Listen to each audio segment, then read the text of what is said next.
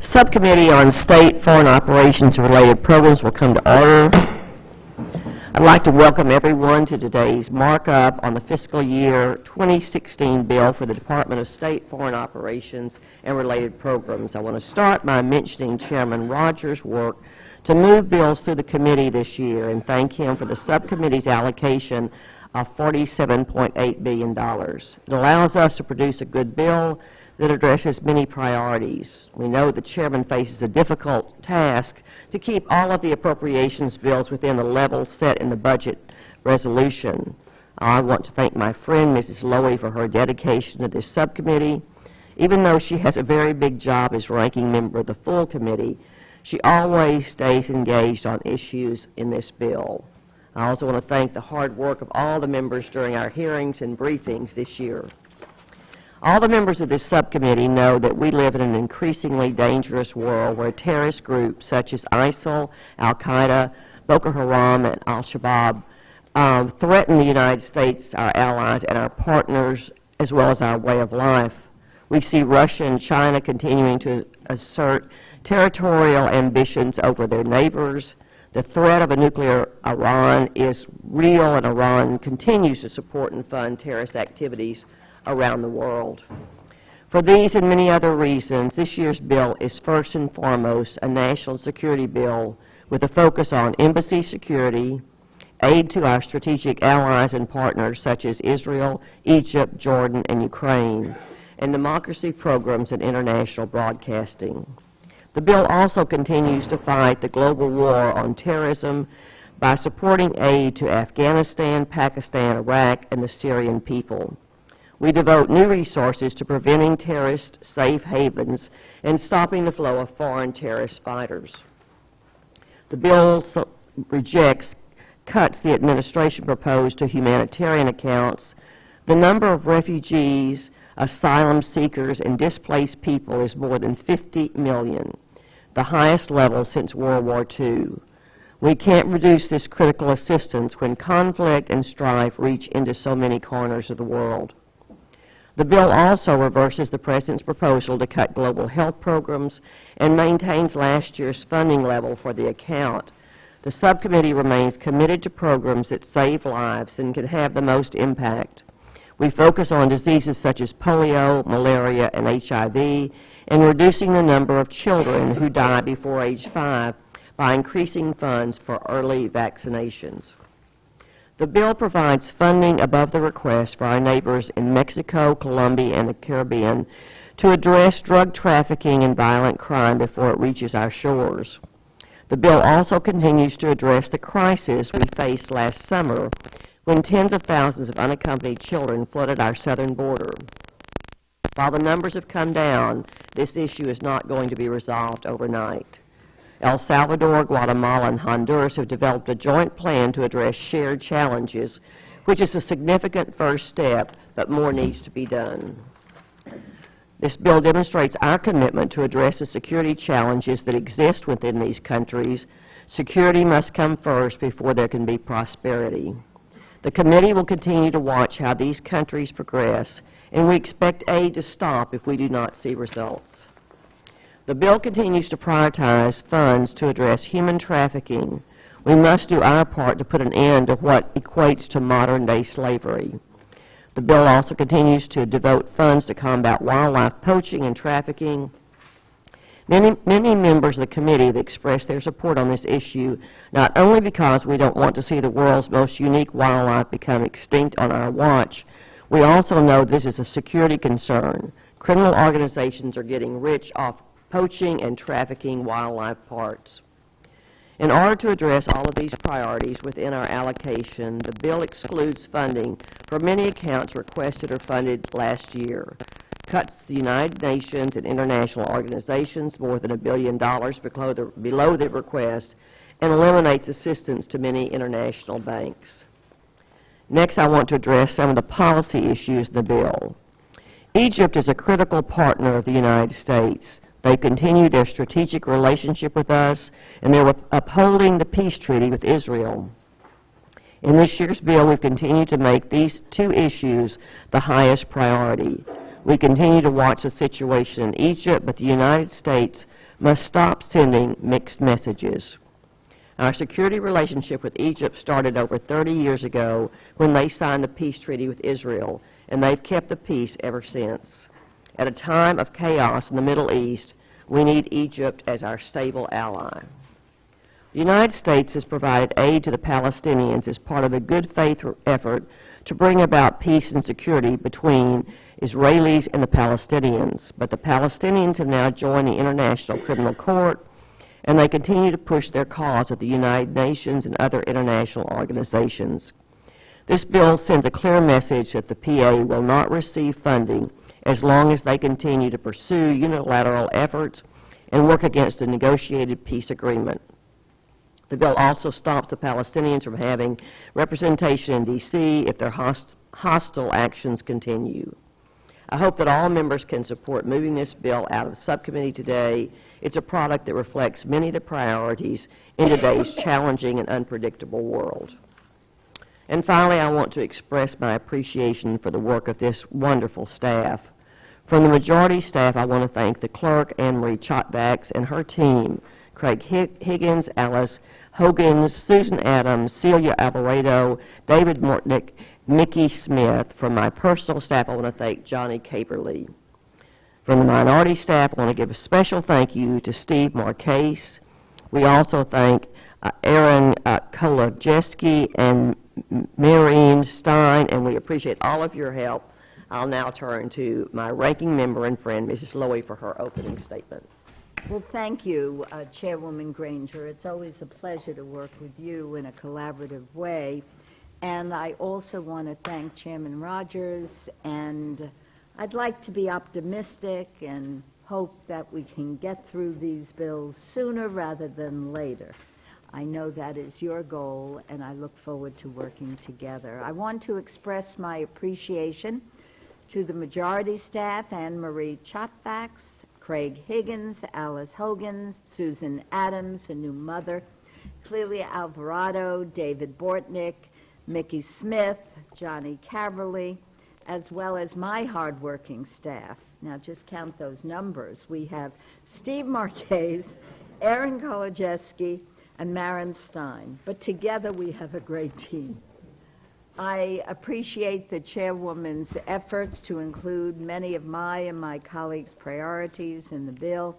However, the House Majority's budget resolution has placed Chairman Rogers and the members of this committee in a no-win situation, which has led to clear winners and losers in the subcommittee allocations.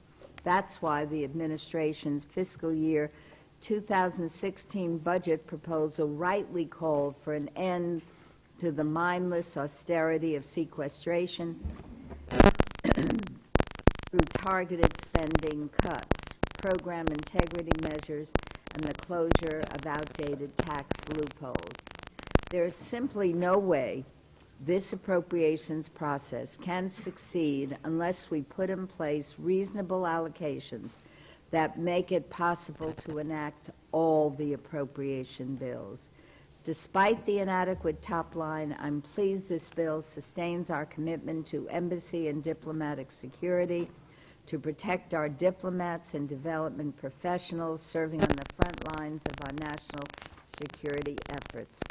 I also want to thank the chair for continuing to provide robust funding for basic education. Without the skills to make positive contributions to their societies, uneducated children are powerless to overcome the greater forces that surround them, particularly poverty, conflict, disease, and even terrorism. Education is fundamental to all of our other development goals and remains a moral, economic, and national security imperative. The bill, I am pleased, contains the unwavering support and robust funding for our close ally and partner Israel, and $1 billion to support Jordan, a steadfast ally for peace, called upon to defend regional stability and security over and over again. We also reaffirm our commitment to global health investments, including nutrition, maternal and child health, programs to combat tuberculosis, malaria, and pandemic threats, as well as PEPFAR, the Global Fund, and the Global Alliance for Vaccine Initiatives. While this bill reflects some wise choices, it unfortunately impairs our ability to meet our objectives abroad in many ways. It includes new, politically motivated provisions restricting funding to establish diplomatic relations in Cuba, and a 15% cut to the State Department's operating funds if officials don't feed the Republican sham investigation of Benghazi, hiding behind the veil of transparency. This cut would come on top of an SFOP's allocation of $6.1 billion below the request, which is simply inadequate in an ever-challenging geopolitical landscape that demands so much of the State Department and U.S. aid to protect our national interests, maintain current programs, and address spontaneous, unanticipated, or simultaneous crises. Our security is assured by more than military strength. Events over the past year in the Middle East, Sub-Saharan Africa, Afghanistan, and Central America clearly demonstrate that conflicts, disasters, or other forms of instability in developing countries, however remote, have a very direct effect on our national security interests. Because widespread poverty, lack of opportunity, severe economic disparity create an environment that is susceptible to violence, political instability, radicalization, extremism, and terrorism, it is in our own national security interest to help resolve international problems in cooperation with developed and developing nations, as well as multilateral institutions. Cutting the request for SFOPs by 11.3% would instead degrade the impact we can have on the health, education, and economic well-being of generations to come. This bill proposes a drastic retreat from our engagement with the United Nations, the World Bank, and other multilateral institutions. Partnerships with these organizations are vital to diplomatic and security imperatives, and our bilateral efforts are strengthened by strong multilateral investments such as UNDP, UN Women, and the International Fund for Agricultural Development, which are completely unfunded in this bill. International economic interdependence is a matter of fact, not opinion. By helping less developed countries provide economic opportunity to their people, we promote our own economic and commercial interests and send a signal of hope for those living at the very margin of subsistence. This is a perfect example of why we need to reauthorize the Export-Import Bank. In addition, failure to raise the caps on UN peacekeeping undermines our ability to engage cooperatively to prevent the evolution of more dangerous, more costly conflicts. It would be in our best interest to more robustly support international organizations that leverage global efforts to address many of our own priorities. Unfortunately, the bill also lacks the necessary resources to tackle climate change, despite the fact that climate change is expected to affect the safety and economy of the United States and drive increased conflict. Developing countries are likely to be the hardest hit by extreme changes in weather patterns and rising sea levels, which jeopardizes much of the progress we've helped achieve in health and development outcomes as well as economic growth. Additionally, through the development of renewable energy, jobs are created both in the United States and in the developing world. Drastic cuts in funding for family planning, a reinstatement of the global gag rule, a prohibition on U.S. contributions to UNFPA in this bill all threaten, not advance, efforts to advance women's health and reduce abortions. I continue to stress the importance of ending these backward policies. The bill's deep cuts to our engagement overseas will not significantly reduce our deficit or pay down our debt. They leave us vulnerable to the spread of extremist ideology, substantially weaken our standing in the world, and make it more difficult to achieve our goals on the global stage. Conversely, providing the request level will bolster development and humanitarian efforts, which in turn spur economic progress and have a positive impact on our national security. However, I look forward to continuing to work with Chairwoman Granger and our Chair, Rogers, to improve the bill as the process moves forward. Thank you. Now call on Chair. Thank you for yielding, Madam Chairwoman. I want to congratulate you and Ranking Member Lowy for bringing forward this 016 bill that funds the State Department for fiscal 16. And I'm pleased that the committee is continuing to move forward at a record clip. I think this is the earliest we've marked up these bills in recorded history. And I congratulate you on expeditiously doing your work in an open, transparent, and regular process. Given the constraints facing our committee as a result of the strict discretionary caps in the Budget Control Act, we've had to make some very difficult decisions about our domestic and foreign priorities, and I'm very pleased that this bill strikes an appropriate and responsible balance in that respect, shaving roughly $1.4 billion from fiscal year 15, while meeting our most critical international security priorities, supporting the promotion of democracy across the globe, and continuing our country's strong tradition for humanitarian aid and public health. First, the bill aims to ensure that our nation's diplomats serving overseas at more than 275 posts remain safe and well equipped to perform their important duties. You fully fund the requested amount for embassy security so that the State Department can continue implementing the recommendations of the Benghazi Accountability Review Board report. Second, the legislation ensures that we maintain our commitment to our international partners and allies, particularly those engaged with us in the fight against ISIL. With growing and alarming instability in the Middle East, the ongoing threat of a nuclear Iran, and the potential for regional instability, and a humanitarian crisis in Syria, it's absolutely vital that our partners in that region are well supported and assured of American collaboration.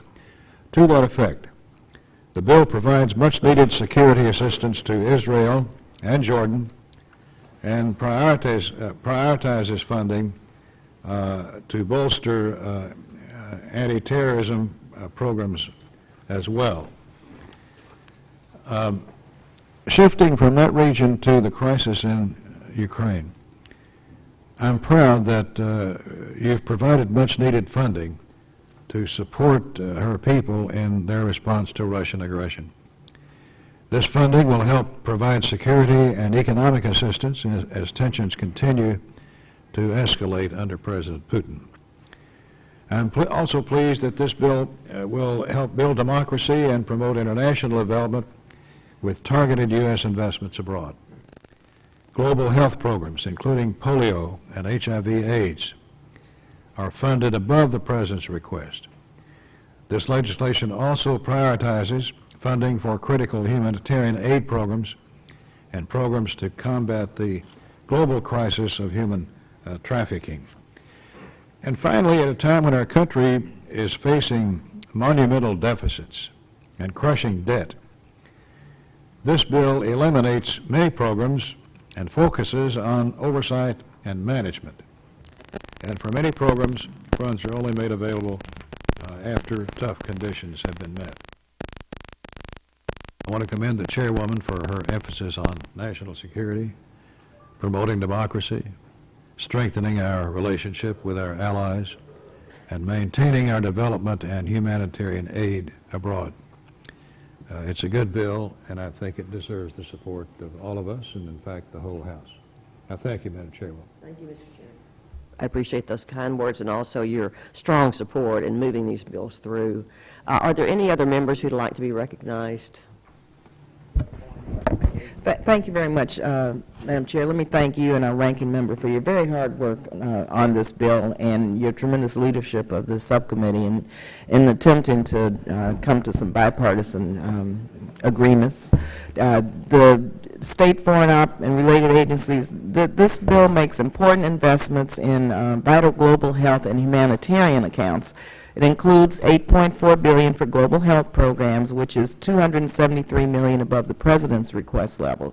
So I'm especially pleased that this bill includes the $5.67 billion for PEPFAR to maintain the current funding levels. But I know that this program enjoys bipartisan support, so once again I want to thank the Chair and our ranking member for your critical support and work on this. We started PEPFAR early on with President Bush. It has been bipartisan, and thank you for continuing to make sure it continues to be a bipartisan effort. Also, the Global Fund to fight AIDS, tuberculosis, and malaria is funded up to $1.37 billion in this bill. So our continued support for PEPFAR and the Global Fund is dramatically reducing the burden of HIV and AIDS in developing countries. I'm extremely concerned about provisions in this bill that include caps to international family planning at the 2005 level, the prohibitions on funding for the United Nations Population Fund, and of course the $811 million cut in funding for UN peacekeeping from the President's 2016 request. Recently, Congresswoman Wasserman Schultz and I were in Malawi. Now, Malawi is one of the poorest countries in the world. I really wish, Madam Chair, this committee could take a CODEL and all committee members, men and women of this committee, to go to Malawi. So we could really witness the positive impacts of what we're doing as it relates to PEPFAR and the Global Fund, but also the negative impacts of the whole cuts in family planning. Young girls, 11, 12 years old, are having babies. Family planning, they want family planning. Many girls have 6, 7, 8 children. They want, 4 to 5 kids, they told us. 90% of the young ladies we talk to want more counseling. They want more family planning. Investments in girls and women, it's not only the right thing to do, but it's cost effective. For this committee, it gives women and girls the opportunity to raise their families. It gives them the opportunity for economic stability. Also, it helps with population growth. And so, you know, I think once you see what's taking place in these villages and how desperate these young girls are for family planning assistance and counseling, perhaps we'd have a different attitude about funding family planning and United Nations Population Fund, because what we witnessed, not only in Malawi, what I've witnessed all over the continent of Africa, really warrants, I think, a lot of attention from this committee. Unfortunately, also, a problem with the bill that I have is the administration's work to move forward and change 50 years of failed policy on Cuba. I'm concerned that this bill, of course, provides, once again, a prohibition on funds for the establishment of a United States embassy in Cuba. Unfortunately, this committee is still stuck in the past. Instead of including provisions that would instead of including provisions in this bill that really undermines the process of normalizing relations with Cuba, what this bill does, once again, it's stuck in the past. We should be moving to try to figure out how to increase exchange and formal relations with our neighbors so that all the issues that both sides care about can be put on the table and addressed. So once again, I want to thank the Chair and our ranking member for your best faith effort on this bill, and I look forward to working with you on these issues and other issues as the bill moves forward. Thank you Thank you, again. Ms. Lee. Thank you for your active participation on the subcommittee. Are there any others that would like to have be recognized? Yes, sir. First thing, as one of the new members on this committee, I'm very impressed with the leadership on both sides of the aisle. You know, you're only as good as your staff, and you have a great team. There's a big difference between a Democratic staff and Republican staff, though. I didn't realize. I'm teasing. We're in the minority. We get it. Compared to the authors. We get it. Look, when you're in the majority, you rule. I would like you to notice that Barbara Lee is really smiling today. She got, I think, her First Amendment passed in the whole committee yesterday. And look at her. Look at her. If that's bipartisanship. Me too. I didn't vote for two of them, but I did vote for one. One to pass. Just a couple observations. The first thing, I think, as far as Egypt is concerned, is very positive.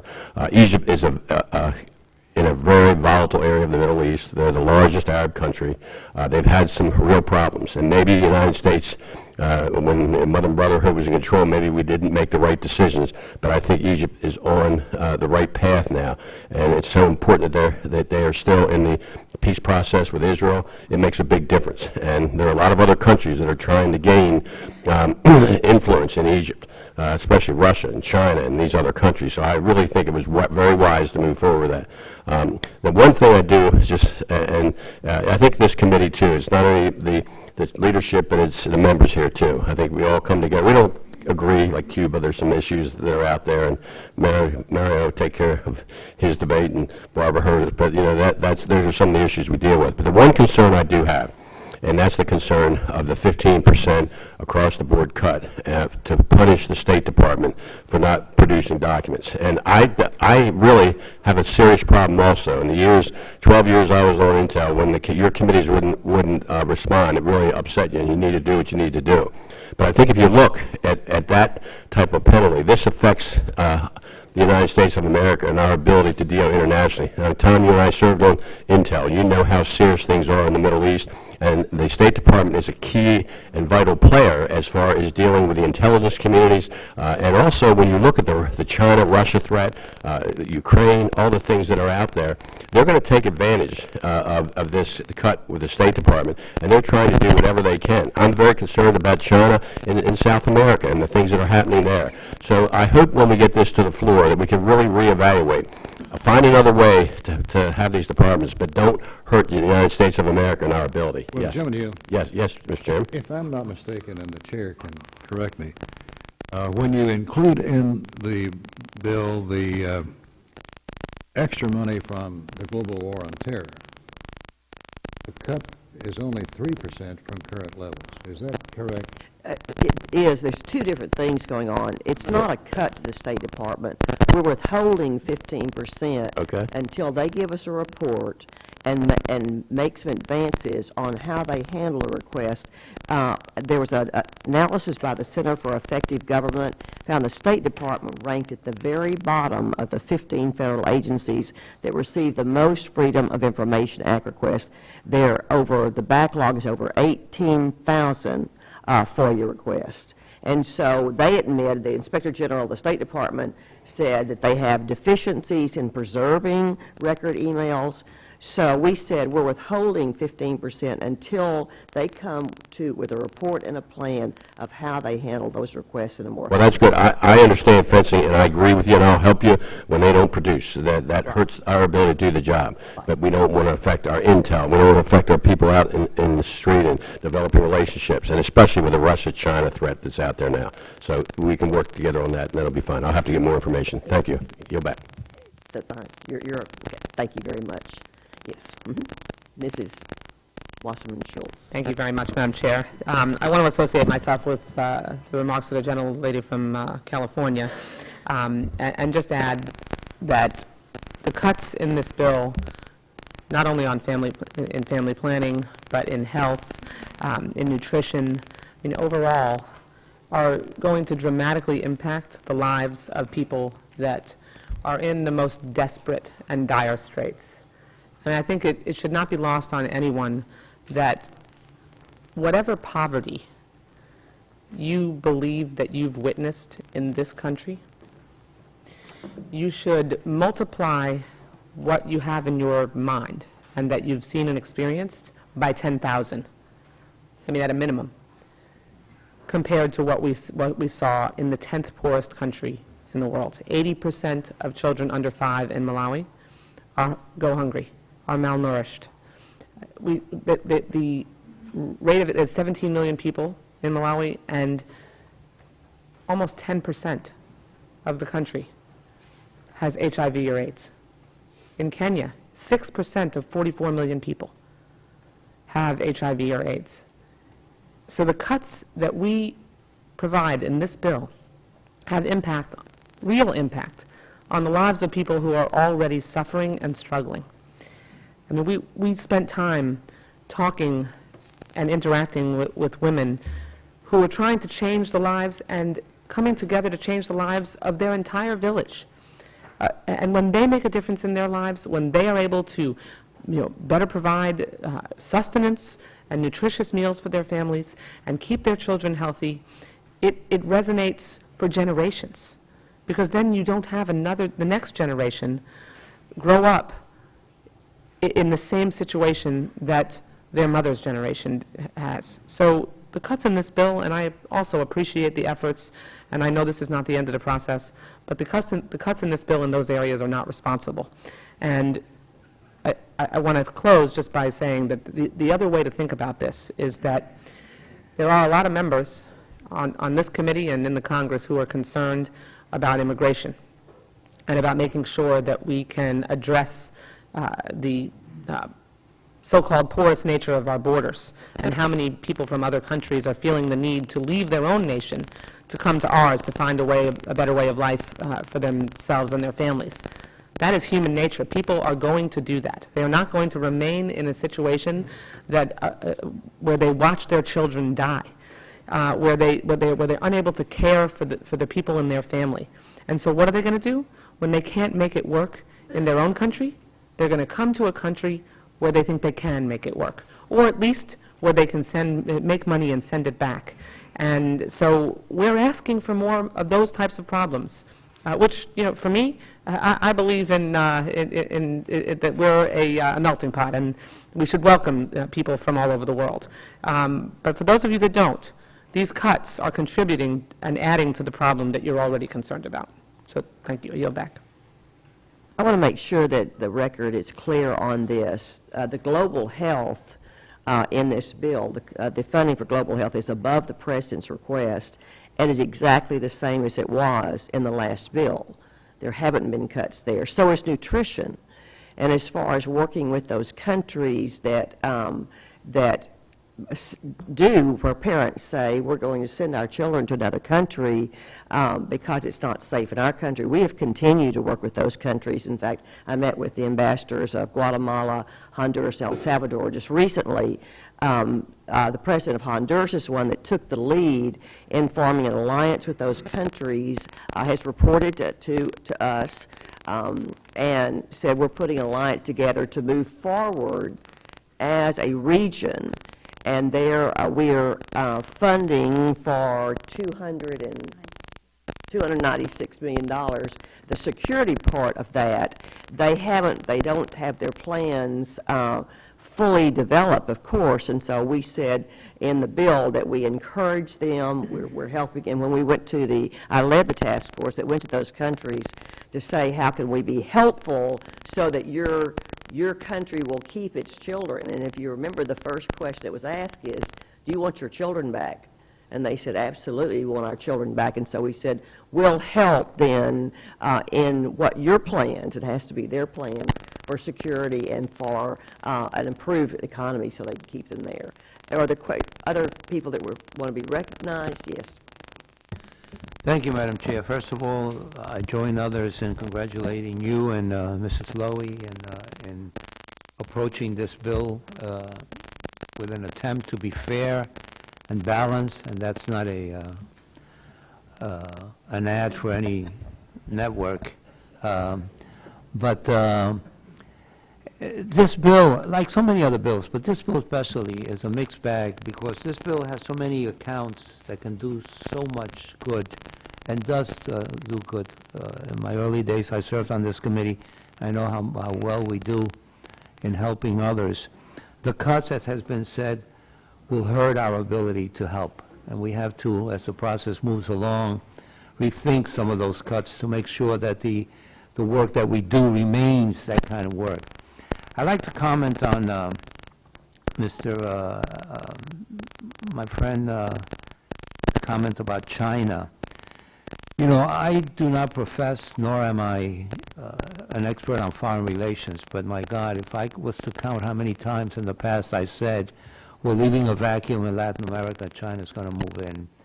We've concentrated so much effort and energy on Cuba and Venezuela, in recent times on Venezuela, that we forgot the rest of Latin America. And China, which has this unique and perhaps ingenious approach where they're socialists at home and capitalists throughout the world, has moved in and filled the gap that we left. And in many ways, we have to feel guilty for that. That gap was created by us. We spent a lot of time trying to tell governments to change their way instead of embracing some of them and say, how can we work together? But anyway, that's the result. My last concern is, I understand this language here not to allow for an embassy in Cuba, an American embassy. That's a contradiction in a way, because there is an American interest section, which I think, I'm not sure, Mr. Bullard probably has more information on this, that was the old American embassy that has been used as an interest section for years. So the president may not have the authority to end the embargo, but he certainly has the authorities to say to the interest section head, you're no longer the interest section head. Barbara Lee or Jose Serrano coming in as a new ambassador, I had to get that in, Barbara. Coming in as the new ambassador, and so we will have the shabbiest looking embassy in the world, but it'll still be an embassy, and he has the power to do that. So that's a question we have to ask ourselves. What are we doing when we say no embassy? Does that stop the fact that he can set up an embassy and send an ambassador down? And lastly, just on an issue that, on the issue that you've heard me speak about year after year after year, normalizing relations with Cuba is something that's long overdue. I respect wholeheartedly, and he's my friend, and it's not, the usual political thing, my friend, and then you denounce the guy. Mario and Lincoln and Jose are truly my friends. If you ever want a fair interview on Cuba from a person who probably doesn't agree with you on the issue, have his brother interview you on Spanish or English language TV, because he's incredible. He's a professional all the way through. And I've been interviewed many times on Cuba, and he's never given a sign that he totally disagrees with me if he does. But, we waste so much time on trying to stop this from happening. We failed for over 50 years to bring about change in Cuba, if that was our purpose and if that was our business to do so. Now we have an opportunity to open up. Yes, there are concerns that Mr. Bullard has, there are concerns that I have. We will work those out in negotiation, but to say no relationship with Cuba is just a waste of time and being said, as Mr. Lee said, in the past. We deal with China. We deal with Korea in some ways. We deal with Vietnam, where we lost 57,000 men and women. We deal with Middle Eastern countries that we know are openly our enemies or helping our enemies. And Cuba hasn't done anything but send us good music and cigars, and we get nervous about it. So I hope that changes, but all in all, as the process moves along, I hope we can bring in some more dollars. We all hope we can. But this committee is one of those committees that helps more than it hurts, and that's a good thing. Thank you, Mr. Serrano. Thank you, all of you also. It's really a pleasure and it's an honor to work on this subcommittee, because the people in this subcommittee are all so dedicated to this and very, very personally involved over a long period of time. It makes the job very challenging and very enjoyable both. If there are no others members that would like to be recognized, I note there are no amendments at the desk. I'll now recognize Mr. Dent for a motion. Thank you, Madam Chair. I move that the bill be favorably reported to the full committee. All those in favor say aye. Opposed say no. The ayes have it. The motion is agreed to.